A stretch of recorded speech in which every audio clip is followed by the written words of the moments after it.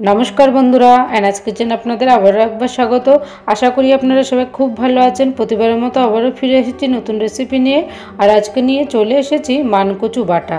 এই মানকচু বাটা আজকে এমনভাবে তৈরি করে দেখাবো, একদম কিন্তু অসাধারণ লাগবে খেতে। গরম ভাতে কোনো রকম কিন্তু গলাও ধরবে না। এই মানকচু আজকে পুরোপুরি কাঁচাই তৈরি করব, দারুণ লাগবে খেতে। যদি ভালো লাগে লাইক শেয়ার করতে ভুলবেন না এবং কমেন্ট বক্সে জানাবেন কেমন হয়েছে।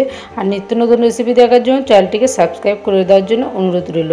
তো ভিডিওটি কিন্তু স্কিপ না করে শুরু থেকে শেষ অবধি দেখতে থাকুন। মানকচু বাটা করার জন্য অল্প পরিমাণে মানকচু নিয়ে নিয়েছি। খোসাটাকে ভালো করে ছাড়িয়ে ধুয়ে পরিষ্কার করে নিয়েছি। এইবার এইরকম একটা কুড়ুনির সাহায্যে মানকচুটাকে কুড়ে নেব। আপনারা চাইলে না কুড়েও কিন্তু ছোটো ছোটো করে কেটে বেটে নিতে পারেন। তবে এইভাবে কুড়ে নিলে শিলনোড়ায় বাটতে কিন্তু খুব তাড়াতাড়ি হয় এবং সুবিধাও হয়। এইভাবে ভালো করে কিন্তু কুড়ে নিতে হবে। হয়ে গেছে। এইভাবে কুড়ে নিলে শিলনোড়ায় কিন্তু বাটতে সুবিধা হয়। একদম কিন্তু ঝিরিঝিরি হয়েছে। এইবার এগুলো শিলনোড়ায় বেটে নেব। আপনারা চাইলে শিলনোড়ার পরিবর্তে মিক্সিতেও কিন্তু পেস্ট করে নিতে পারেন। তবে শিলনোড়ায় বেটে নিয়ে করলে কিন্তু এর টেস্ট বেশি ভালো হয় খেতে। আরেকটা জিনিস খেয়াল রাখতে হবে, এই মানকচু বাজার থেকে যখনই কিনবেন তখনই মুখের দিকটা কচুটা কিনে আনবেন। তাহলে মুখের দিকের কচুটা কিন্তু ভালোও হয় খেতে এবং নরম হয়, কোনো রকম কিন্তু গলাও ধরবে না। কচু সবসময় কিন্তু মুখের দিকে কেনার চেষ্টা করবেন, তাহলে কচুটা কিন্তু ভালো হয়। এই দেখুন বাটা হয়ে গেছে, একদম মিহি করে বেটে নিয়েছি। একটা পাত্রে তুলে নেব।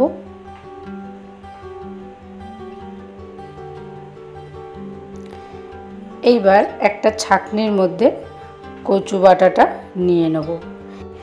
কচুর মধ্যে যে রসটা থাকবে এই ছাঁকনির মধ্যে নিয়ে আস্তে আস্তে করে চেপে চেপে রসটাকে বের করে নেব।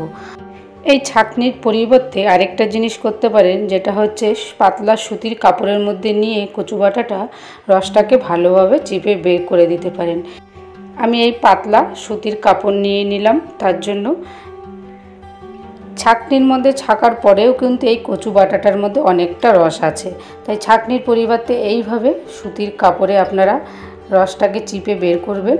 আস্তে আস্তে করে দেখবেন পুরো রসটা বেরিয়ে যাবে, একদম কিন্তু অল্প হয়ে যাবে। যেহেতু কাঁচা কচু বাটা করছি সেই জন্য এইভাবে চিপে রসটা বের করে নেবেন, তাহলে কিন্তু একদমই গলা ধরবে না। এই দেখুন এটা এবার ফেলে দেবো। রসটা বের করা নেওয়ার জন্য কচুটা দেখুন পরিমাণে কিন্তু একদমই অল্প হয়ে গেছে। এইবার এর মধ্যে দিয়ে দেবো 1 চামচ সর্ষে বাটা আর কিছুটা পরিমাণে নারকেল কোড়া, স্বাদ মতো খুব সামান্য পরিমাণে নুন অ্যাড করব।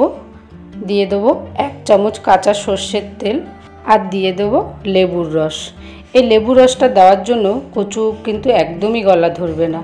একটা কাঁচা লঙ্কা অ্যাড করলাম, ঝালটা অবশ্যই আপনাদের পছন্দ অনুযায়ী দেবেন।